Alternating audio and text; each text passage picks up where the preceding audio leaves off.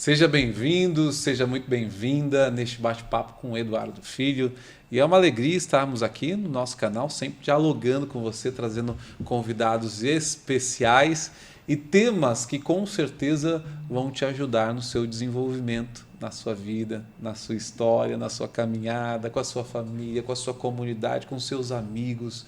Isso é muito importante, né? Porque a nossa proposta, de fato, nesse podcast, né? Ou seja, nesse bate-papo, né? É que você possa usufruir o máximo e assimilar também o máximo dos conhecimentos que aqui são repassados pelos convidados neste bate-papo informal, também importante, porque a gente diz que grande parte, principalmente, né, ele que vai estar aqui conosco hoje, né, que é de tradição católica, tudo é em torno da mesa, né? Estamos aqui numa mesa também tomando um cafezinho, que está muito bom, por sinal, está aqui um cafezinho, e já papeando, né, coisas bacanas, e já estou aqui aprendendo, porque diz ele que faz comunicação, ensina a fazer comunicação não violenta. Então nós vamos entender o que é isso, né? Porque eu sei que tem gente que é violento na comunicação, né? Aquela pessoa que é forte, né?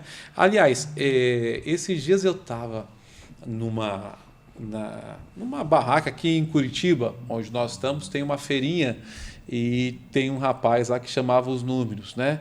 E só de chamar o número, né, nos chamou muita atenção, porque ele falava 43! Será que precisaria de tudo isso? Por isso, hoje, estamos trazendo aqui ele, que é o Jefferson. Seja muito bem-vindo, Jefferson. Que bom contar contigo aqui conosco no nosso programa. Jefão Carvalho, que é psicólogo clínico, né? Psicólogo no Instituto Jefão Carvalho, né? Também facilitador, né? E deixa eu ver se eu aprendi bem. Em Mindfulness, com larga experiência, facilitador de mindfulness em compaixão. Ele vai me explicar tudo isso, né? Facilitador também em mindfulness aplicada ao mundo corporativo. Meu Deus do céu, isso para mim tudo é novidade, viu, Jefão? Boa noite. Boa noite, Eduardo. Boa noite, pessoal. Boa noite, bom dia, boa tarde. Boa noite, bom dia, boa tarde. Né? Alguma coisa assim. Sim. E quero agradecer o convite para poder estar aqui, para poder a gente refletir sobre essas coisas, né? Sobre essas dimensões da comunicação, também do diálogo interreligioso. E eu gosto de ser chamado de Jefão. Jefão. Então eu acertei aqui na apresentação. Por razões muito simples, Eduardo. Tem um filho chamado Jefferson. Sim. E ele chamava Jefinho, era o Jefferson. Mas daí ele, como é muito criativo, teve um filho. Sim. E colocou o nome de Jefferson. Neto. Isso. Aí ele ficou, é o filho e você é o pai. Ficou Jefinho, neto, ficou o Jefferson filho e eu virei Jefão. Eu tô dizendo, é que nem lá em casa, né? Meu pai era Eduardo Oliveira, eu sou Eduardo Oliveira filho, né? Vamos ver se vai ter um neto ou não sei. Né? Então é isso, meu irmão. Vamos assim dividir um pouco de conhecimento e ensinar nada, porque ninguém ensina nada, né? Aprende quem quer. A vida precisa de buscador. Então depende da deliberação, da boa vontade do outro. Sempre. Sempre. Se ele quiser aprender, ele aprende. Se ele não quiser também, não aprende. A gente aprende com alguém girando uma maçaneta. Sim. Se estamos prestando atenção. E não aprendemos nada com um catedrático na nossa frente se a gente não está dando a devida atenção. E aqui antes a gente estava falando e você estava nos trazendo a questão do ponto focal. Acho que vamos partir daí. Hoje nós temos computador com 3, 4 telas, temos mais o celular, temos mais aquela mocinha que a gente chama ela pelo nome, né? E ela responde, né? Ela ajuda a acender a luz, ela desliga a luz, ela também liga a TV, né? Esses vários fatores, essas várias atratividades que tiram o nosso foco, e a gente falava do mundo corporativo, também da questão da produtividade, não só no mundo corporativo, porque também na nossa casa, no nosso dia a dia, precisamos dar intenção e foco naquilo que fazemos, porque senão a gente... tem muita gente que eu vejo assim, mas o que eu ia fazer mesmo? Exatamente.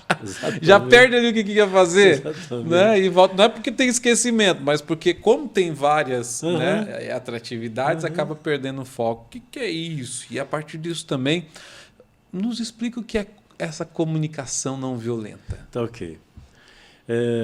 Bom, vou falar um pouco de mindfulness da atenção. Sim. E para dizer, quem não já saiu do seu quarto para pegar um copo d'água na cozinha se perdeu no caminho. E assim, chegou lá, pegou um pedaço de pão, Sim. voltou para o quarto, tomou uma fruta e dizia: pô, mas cadê a água que eu queria tomar? Né? Então, a gente está falando um pouco desse desfocamento atencional, vamos chamar assim. Sim. Ora, você falou sobre os mais variados aspectos da comunicação. Perfeito. Falou em telas.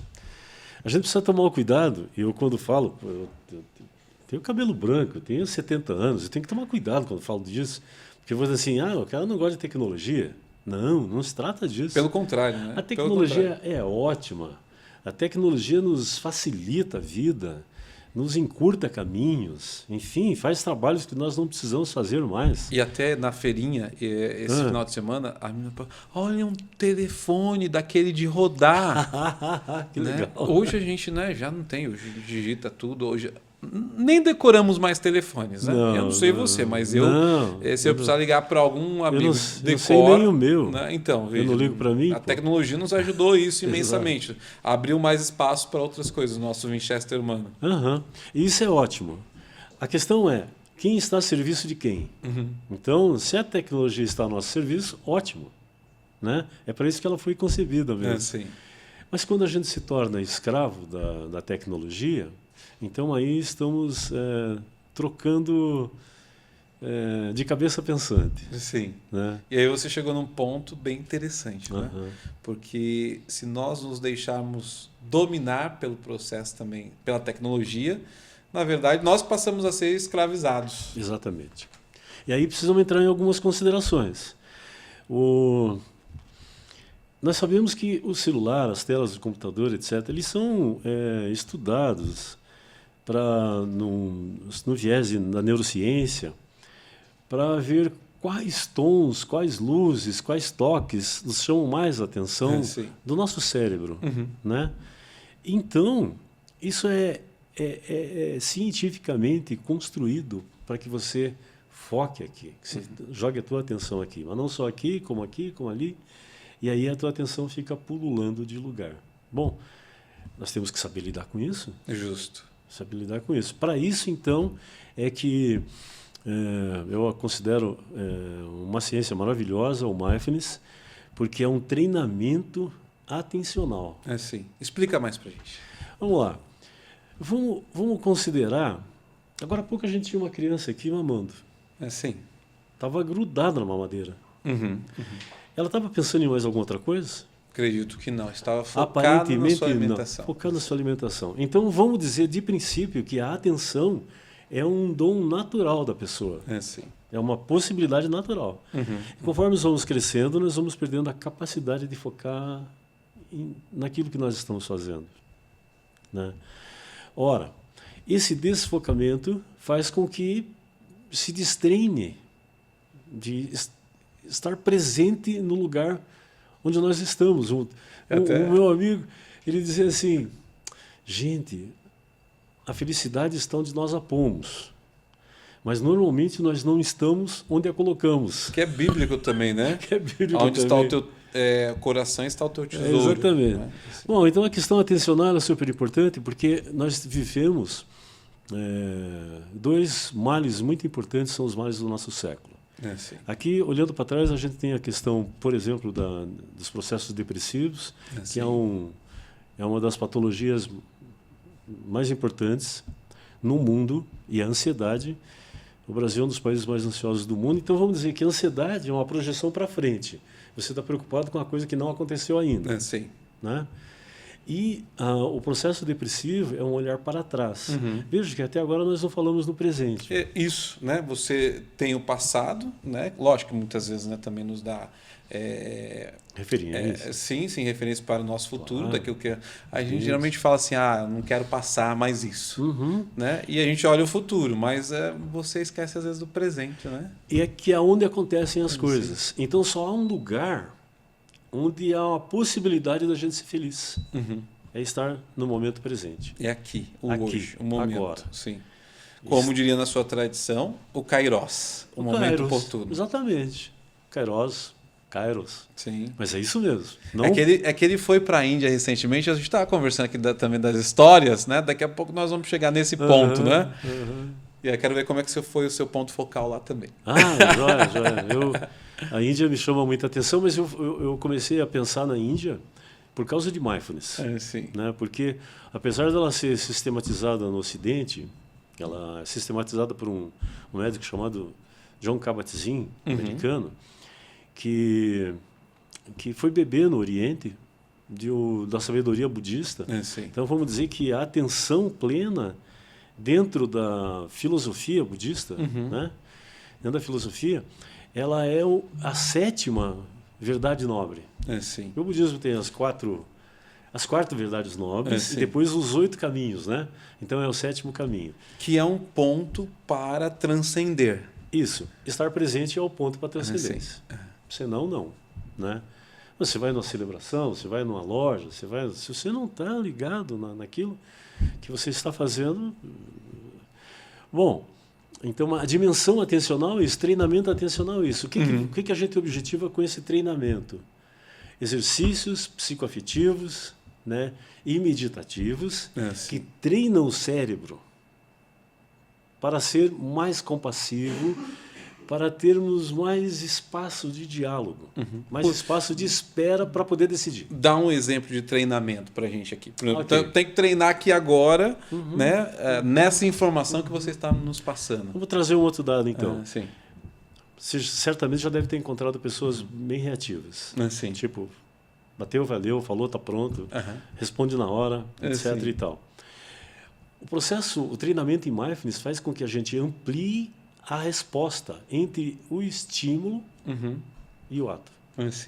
Então, esse treinamento ele tem esse objetivo. Através da meditação, você faz alterações neuroanatômicas, principalmente nos lóbulos, aqui do lado. Eles ficam mais assim, poderosos, assim como os músculos ficam quando a gente faz academia. É uma academia também mental, né? Mental. Eles ficam mais poderosos do que a estrutura cerebral que é responsável pela reatividade, que é uma estrutura chamada amígdala. Ficou meio científico, né? Não, mas é ótimo. Você vai entender ali no final, porque assim, eu vou pedir também alguns exemplos, mas enquanto isso, vai compartilhando, dizendo para as pessoas, né, que são, como disse o Jefão no começo, ansiosas, né, que está desfocado. Porque hoje até vou trazer aqui a provocação, né? Todo mundo diz que está com TDAH. Né?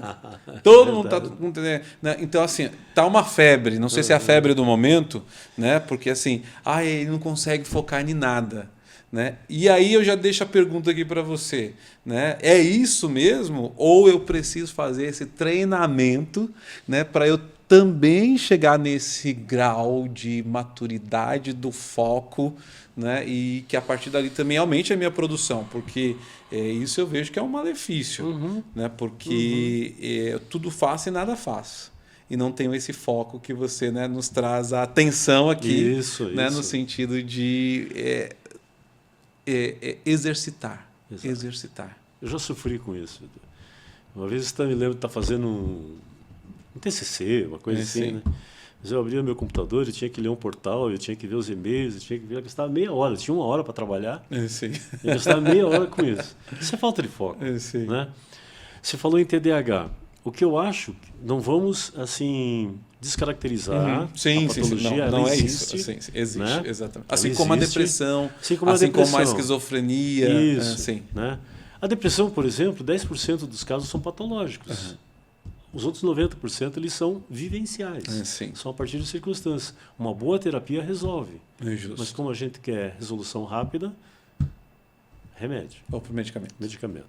Com relação ao TDAH, eu acho, existe, né? Ele não só, às vezes, é gênico, como também ele é aprendido, tá? Mas eu acho que também vamos considerar uma insuportabilidade de quem cuida de alguém um pouquinho mais agitado, de acolher e cuidar daquela pessoa como ela é. Então, hoje, o que a gente percebe nas escolas e nos outros ambientes? Assim, o guri, a menina, manifestou um pouquinho de diferença, um pouquinho mais de agitação, ele está laudado. Sim. Porque, por exemplo, eu sei que... E aí me falta o manejo. Eu tenho SPA, que é a Síndrome do Pensamento Acelerado. Né? Então, você está aqui, né? Você está falando, eu estou processando. Né? Mas não chega a ser uma patologia assim, nesse sentido. Né? Mas eu sei que eu tenho que também trabalhar este foco em mim, esse treinamento, né, para o foco. Você está convidado a fazer o curso. Eu vou fazer, viu, gente? Olha, eu já sou convidado, então nós vamos fazer. Porque você certamente vai...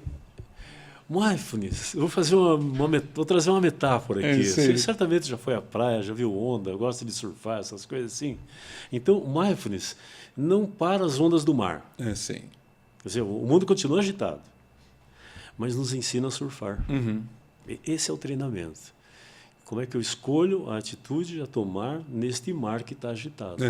No pensamento acelerado, na crise de ansiedade, o que eu posso usar de ferramenta para evitar? Num processo depressivo que se apresenta, as perguntas que eu posso fazer comigo mesmo. E vou introduzir ainda uma outra ideia aqui, que ela é muito presente, que é o estresse. Né? É muito comum, né, a gente escutar isso. Estou estressado. Tem gente que fala, estou de saco cheio, estou estressado. Também é a mesma coisa, né? Está tudo na mesma, né?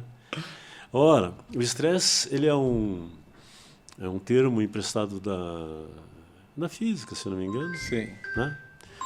Da física, porque é uma forma de você testar a resistência dos elementos. E aí a psicologia se apropria um pouco disso.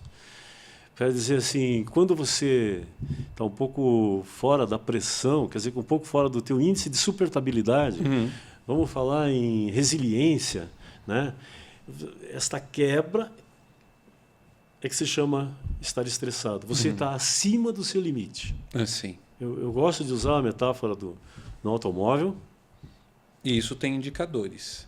Só que a gente não percebe. O corpo dá sinais o tempo todo. O corpo dá sinais o tempo todo. Eu também sempre digo isso, que assim, você às vezes vem uma gripe, é sinal de que você está com baixa vitamina, né? E para o estresse, ou seja, que é o limite, né, que você ultrapassou da suportabilidade. Exatamente. E quais esses indicadores, né? Eu sei que a gente está falando vários assuntos, mas é importante, né, para quem nos acompanha, de ter essas dicas, né? E sabe que Mindfulness vai ajudar nisso, então? Né? Fazer mais um merchan aqui. Sim. Ótimo. Porque como é um exercício atencional, nós trabalhamos com 2 aspectos fundamentais. Um é a observação da respiração. A gente não para de respirar. Mas presta atenção na respiração? Não. Então, e o outro, meu amigo, é o corpo. O corpo nós temos ele o dia inteiro. A gente presta atenção no corpo, nas suas reações. Às vezes a gente percebe quando já está... Dor aqui, dor ali, dor acolá. Está com dor. Então, mas ele dá muitos sinais sutis. Em Mindfulness, nós fazemos treinamento de observação das reações corporais. Por um exemplo, como é que eu posso fazer esse treinamento aqui agora para quem está nos acompanhando? Vamos lá, para quem está aqui na plateia também. Tranquilo, muito bem. Primeiro, você está sentado, você coloca os pezinhos no chão, bem tranquilo. Né? Vamos lá, todo mundo fazendo. Você que está em casa, todo mundo fazendo. Vamos aproveitar o momento. Né?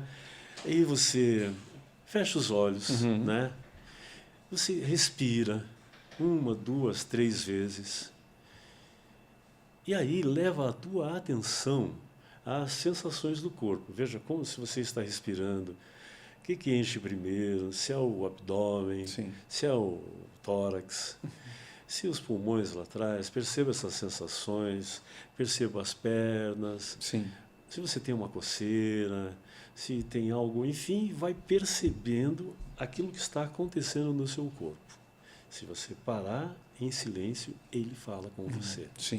Então, essa seria a melhor dica. Esse é o exercício. Esse é um exercício. 5 minutos, parado, observando o corpo, você começa a conhecê-lo. De percepção corporal. A profunda percepção. Isso é o treinamento.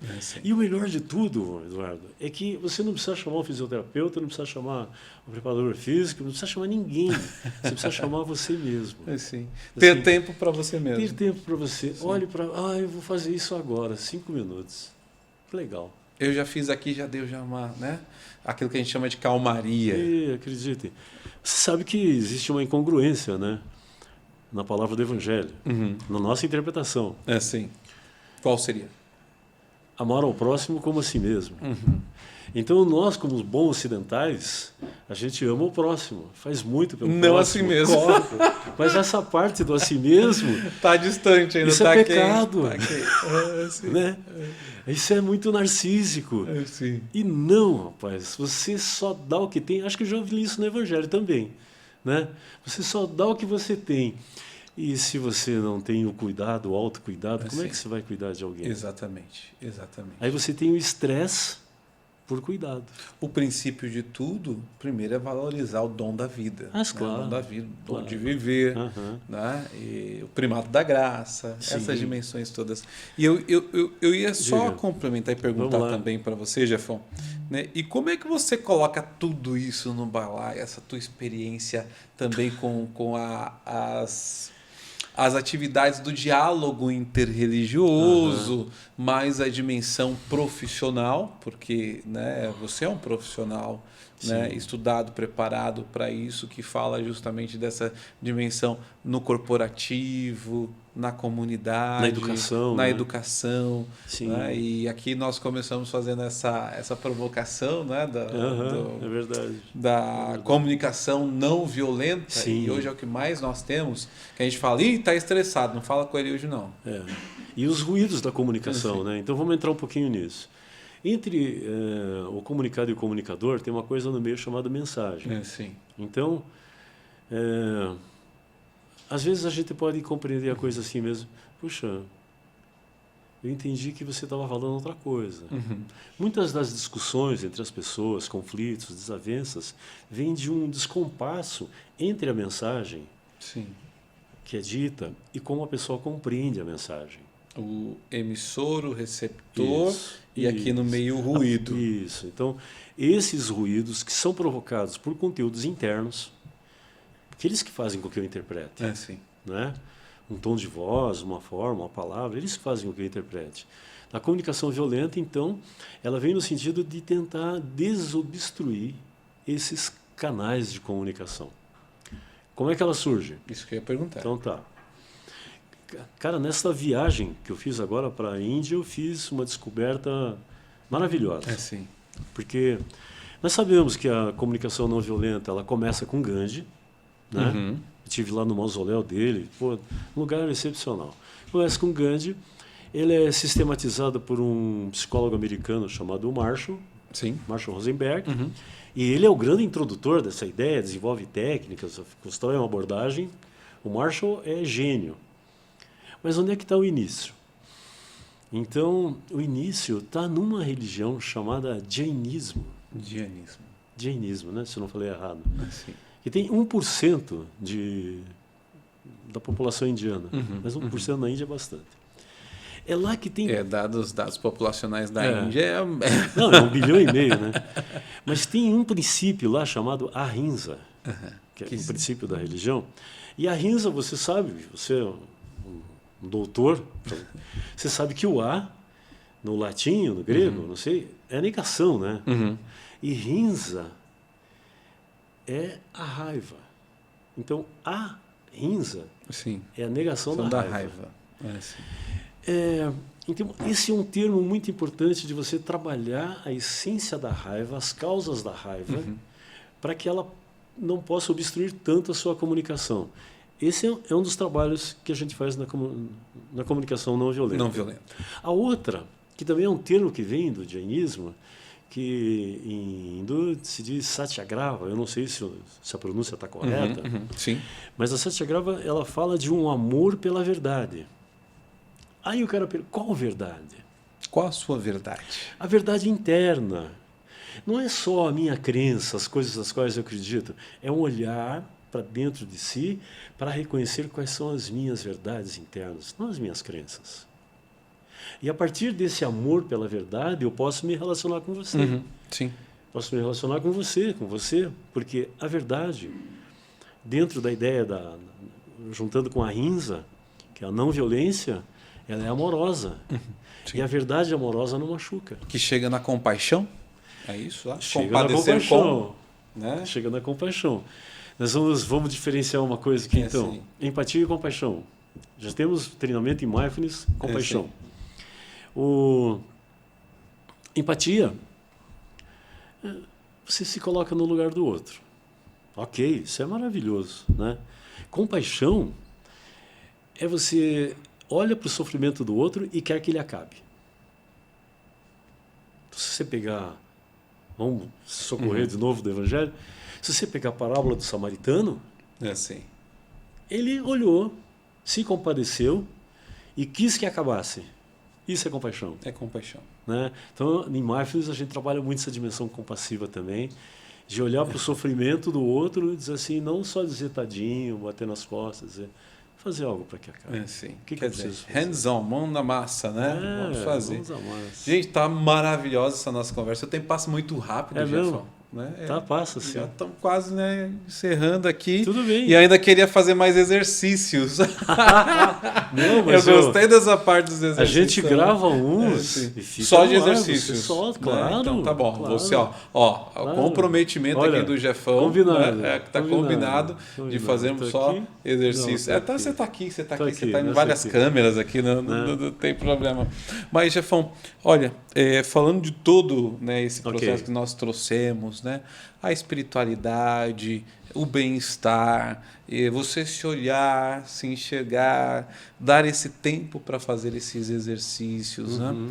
E eu sempre digo também, olha, né, uma hora o corpo, né, ele fala, como você disse, né, e o corpo fala. Né? Tem um livrinho do Pierre Rivel que eu acho que o corpo fala. O corpo fala, tanto na questão da comunicação, né, e se eu não me engano, são 70%, né, do processo, a postura, né, o gestual, né, do que a própria linguística, a própria comunicação escrita. Exato.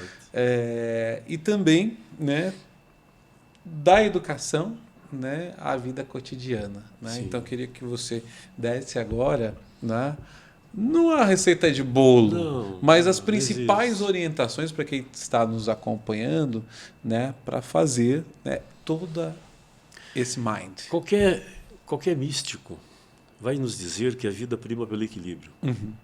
Então, equilíbrio do ponto de vista físico, o que significa comer bem, cuidar do corpo, né? Ter todo esse cuidado do corpo. Moderadamente. Né? Também cuidar da dimensão mental, né? Ou seja, a dimensão cognitiva. Corpórea. Isso. Da dimensão psíquica. Sim. E da dimensão espiritual. Esses são os 4 pilares fundamentais que a gente pode olhar para dizer assim, eu vou me equilibrar nisso, e se equilibrando nisso nós resolvemos boa parte dos nossos problemas. Como fazer isso? Meu Deus. Dar-se tempo, fundamentalmente. Né? A gente não precisa meditar 10 horas por dia, ninguém pode, precisamos trabalhar, ganhar dinheiro, cuidar das pessoas. Mas a gente pode, se a gente gasta 10 minutos, 15 minutos num banho, a gente pode gastar 5 minutos meditando. A meditação traz tranquilidade e paz. Esse é um aspecto. Então, não é receita de bolo. Meditação, tranquilidade e paz. Meditação, tranquilidade e paz, porque ela faz alterações neuroanatômicas. Tem vantagem. Né? Outra coisa, então, a questão do físico, a questão psíquica, a ser bem cuidada, ou seja, e a questão da transcendência. Eu considero isso fundamental. Também. O que é a transcendência para você? A dimensão da espiritualidade. Da espiritualidade. Porque não importa. Seja ela qual for. Isso. Não importa a tua crença. Não importa a tua crença. Eu creio em Jesus Cristo. Sou cristão. Tento ser, né? Mas existem outras fés. Eu acabei de vir da Índia, participei de Árates, que são festas... celebrações, participei de várias celebrações, assim como participei quando eu estive em Istambul um tempo atrás, de algumas... estive dentro de mesquita e tal, percebendo. A gente percebe que todas as pessoas buscam bem-estar. Elas querem ser felizes. Aqueles que levam a sério sua crença têm uma espiritualidade um pouco mais profunda e, tendo essa profundidade, ela é mais feliz. E diz que vive mais também, né? Vive. Sim. Por isso que eu quero chegar ao 100. Só fazendo esse esforço. Eu já estava dando aqui uns 120. Não, tudo bem, também pode ser. Mas veja, a relação com o sagrado, com o divino, e não preciso de... Tem gente que vai achar ruim, mas eu digo, não precisa ser necessariamente dentro de uma igreja, mas a relação com o sagrado, com o divino, ela fortalece o sujeito enquanto ser humano. Melhora suas faculdades psíquicas. Por quê? Porque quando a gente tem uma espiritualidade mais profunda, você elimina o julgamento com relação às coisas que te acontecem. Você não está culpabilizando ninguém. Aí, psiquicamente, está melhor. Isso mexe um pouco nas dimensões emotivas, nas emoções. Nós conseguimos lidar com mais facilidade com as adversidades da vida. Então, o mindfulness, vamos anotar mais essa, é um regulador de emoções.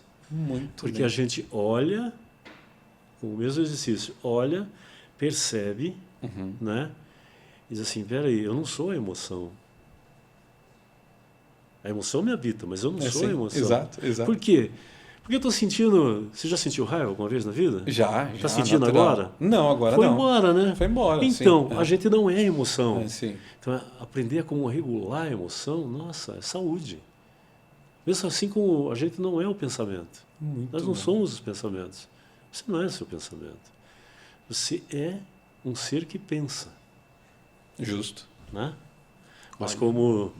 Bom, eu ia falar do... aquele rapaz de Éfeso lá, como é que é? O Heráclito de Éfeso? Sim. Pode falar. Quando a gente vai no mesmo rio, olha para a mesma água, nem a água e nem as folhas, nada é igual. Já não é a mesma. O rio corre. Assim, nem um dia é diferente, nem um dia é igual. Nem um dia. Jefão, olha, que bate-papo gostoso. Obrigado, né? cara.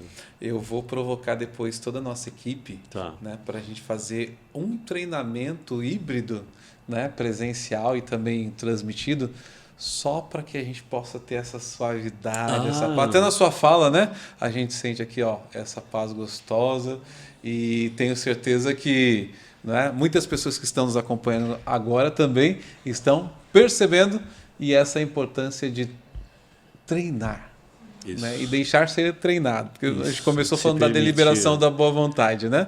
De se permitir, né? De transcender, né? Com o sagrado, com o divino, né?